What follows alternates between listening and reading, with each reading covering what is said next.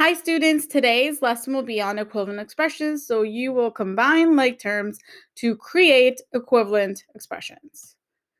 So on your slides, you'll have a video. I would like you to pause this video to watch that video first. Welcome back. That was really funny, right? I couldn't talk that loud or that quickly myself. So based on that video, what if you wanted to order 5 burgers, 3 fries, 6 burgers, and 2 fries? Okay, that's what if you wanted to order that. How can you simplify this order? So let's look at this over here. You're simplifying. How do we condense the number? What is the total number of burgers we have and the total number of fries that we have? So we're looking at it as 2 different variables. You have burgers over here and fries over here. So we can consider the fries as variable. So fries is equal to F. Okay, and burgers is B. And the total number of burgers we have is 11 burgers. So 11B. And the total number of fries you have is 5. So 5F. And that's how we're going about doing this. You're looking at burgers. And you put that together. What are you adding over here? You're adding the coefficients, the numbers in front of your variable. And that gives you 11B. And your fries. Okay? Same variable. And that 2 plus 3 is 5F. And it's an addition because it's just the sum of them. The 5 is positive, so you're just adding them. Right? So that's how you are combining like terms, and like terms are the F's, okay, because they represent the same thing. And burgers are like terms because the B's are like terms because they represent the same thing. You're combining them to create equivalent expression. Because if you substitute the same value for B and the same value for F, so if B is like 4 and F is 2, this entire expression, all of that, will equal that when you substitute it in there. And if you want to test this out, pause the video and test it out yourself. You'll see that I am right if you do the math correct. All right. So let's do some definitional things before we move on. The parts of an expression that are added together are coefficients.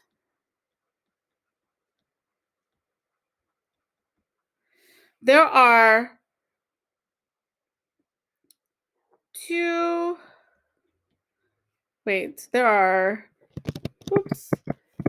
three terms in the expression below. Maybe this is supposed to be terms. Okay, I'm wrong. Take that back. Okay, you're adding terms together. Numbers in front of the variable in the term is called a coefficient.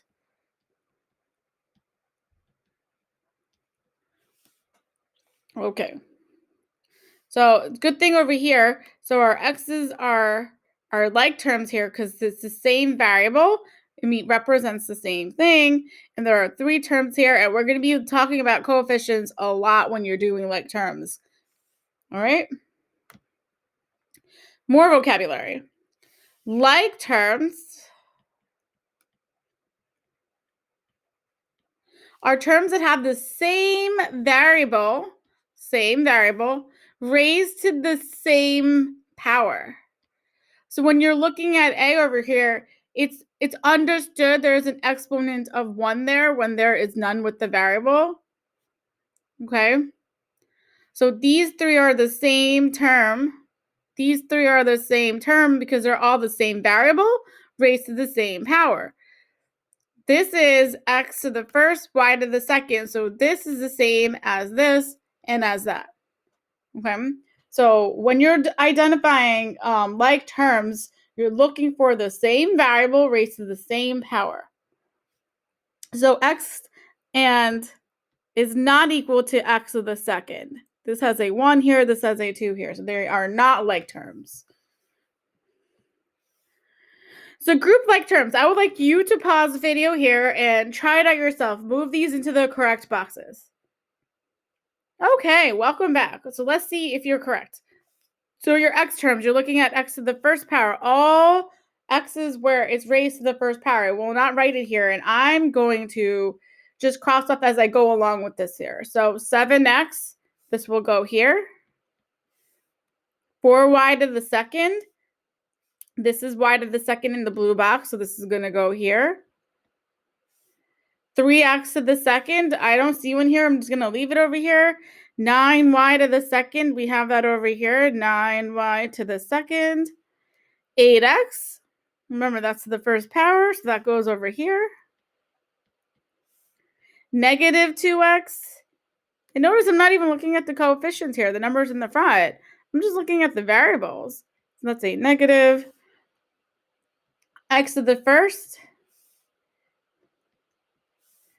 Negative 4. Remember, those are called constants when there's no variable being multiplied to it. So that's going to be negative 4 because 5 is its own constant. Negative y to the second. Negative y to the first. I don't see that over here. A 0 is a constant. And 3 over 5, there's no variable attached to it. That's still a constant. Doesn't matter if it's a fraction. So we have 2 left over. We have 3x to the second and negative y to the first. Those are our leftover ones that don't have any friends. They're alone. Good to know. In order to simplify an algebraic expression, you must combine like terms. When combining like terms, you must remember that operation in front of the term, addition or subtraction, must stay attached to that term. Rewrite the expression by grouping like terms together before adding or subtracting the coefficients to simplify. So simplify the algebraic expression by combining like terms. So the first you want to do is look at this over here. This is x to the first, so this, x to the first, this, and x to the first here. So they're all like terms. And now what you're doing is that you're looking at the coefficients in the coefficients only. And remember the sign in front of it. So this is a positive 5, this is a positive 3, and there's no sign in front of that because that's the first one. But if it was a negative, that would be part of it. So what you were doing is doing 4 plus 3 plus 5. 4 plus 3 plus 5 is 4 plus 3 is 7 plus 5 is 12. And so you're going to have your answer is going to be 12x. Okay? It's not 12x to the third. You're not changing the exponents in this. You're just combining, you're just adding or subtracting the coefficients based on their signs. Let's do another one. So what I'm going to do is, if there's more than one type of a term, I'm going to underline them in different colors. That way you can identify them. So we have y over here. So that's one term. See if we have another y. That's another one right here. So I'm going to underline these two in the same color. And now you have a constant here and a constant here and a constant here. So one way you can go about doing this is rewriting this where the y's are come together. So 8y plus 4y plus 6 plus 3 plus 1. And now we're going to combine your y's and you're going to combine your constants. You're going to end up getting 12y plus 6 plus 3 is 9 plus 1, 10. And that's your final answer.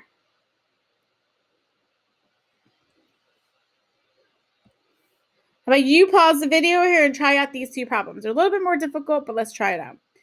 All right, welcome back. So you have a 9m to the first over here, so that's its own term. This is m to the second, not the same term. Remember, the power has to be the same. The exponent has to be the same. M to the first here. You don't need to write that in there. I'm just writing it in there so you understand. This is to the second power, not the same. So these are the same. And now you have m to the second and m to the second. And I'm just going to make sure that this negative goes with that 3 and that negative goes with that 2. It's a highlight thing. Common mistakes occur with that. So now let's rewrite this. Where you're clumping together all the m to the first, the m's, and then we're going to clump together the m to the second power. So it's going to be 9m plus 4m. So this one, negative 2m That's that one. 10m to the second. That's that. And minus 3m to the second. And now we're going to simplify by combining like terms. Excuse me. So you're going to do 9 plus 4 is 13 minus 2. This is going to be 11m. 10 minus 3. 10 minus 3 is positive 7m to the second. And notice the exponents do not change. You're just combining the coefficients. So this is your final answer. All right, one more. See if you got this one right too. So you have a D here, not a D, and a D here. And this is a constant of 12, constant of negative 12. And now we're just going to group them together. So 4D plus 1D. You can write that one in there. You can type your one in the original problem if you want. That helps you. Plus 1D plus 12 minus 12. And now these are like terms and these are like terms.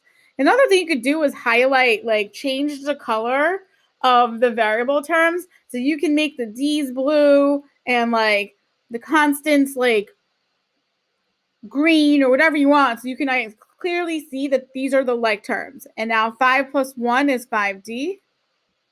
12 minus 12 is 0. And you don't need to write that 0. The answer could be 5D or 5D plus 0 or 5D. These are both acceptable answers, okay? Either one of these would work. All right, it's a little different over here. Write and simplify the expression for the rectangle. Simplify the expression that represents the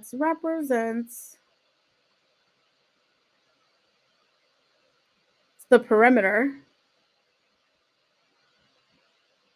This has been added to your slide after the fact because I realized that. All right, so what does perimeter mean? So remember, perimeter, if you're not sure of, it's not a bad idea if you're not sure of definitions to look it up on Google. But perimeter measures the distance around a shape. Hey, that's what perimeter measures, the distance around, the length of the distance around a shape. So you want to know in this problem, what is the distance around this rectangle? So from here to here to here and all the way here. And in a rectangle, opposite sides across from each other are going to be the same length. And that makes sense. We know this. And since this is x minus 5, this would be x minus 5. And now remember, perimeter measures the distance around the length of everything around a shape. So now we're going to have, you're going to have this plus this plus this plus this. So perimeter is going to equal to x minus 5 plus 4x plus 10 plus x minus 5 plus 4x plus 10. So this is side 1, 2, 3, 4. We have our 4 sides. And now we're going to simplify this by combining like terms. So we have an x term here, and you can put a 1 if you need to. 4x, 1x, and 4x. Negative 5, positive 10, negative 5 again, it's a negative, and a positive 10. So let's go through that. If you need to rewrite it. So you're going to have equals to 1x plus 4x plus 1x plus 4x. And now our constants, negative 5 plus 10 minus 5 plus 10. So our x's give you 1 plus 4 is 5, plus 1 is 6, plus 4 is 10x. And now this is going to give you 10 plus 10 is 20, minus 5 is 15, minus another 5 is 10. So plus 10. And that is your expressions. An expression that represents the perimeter simplified. And now your ELA are these two last slides that you try problems. Thanks for joining me. Bye.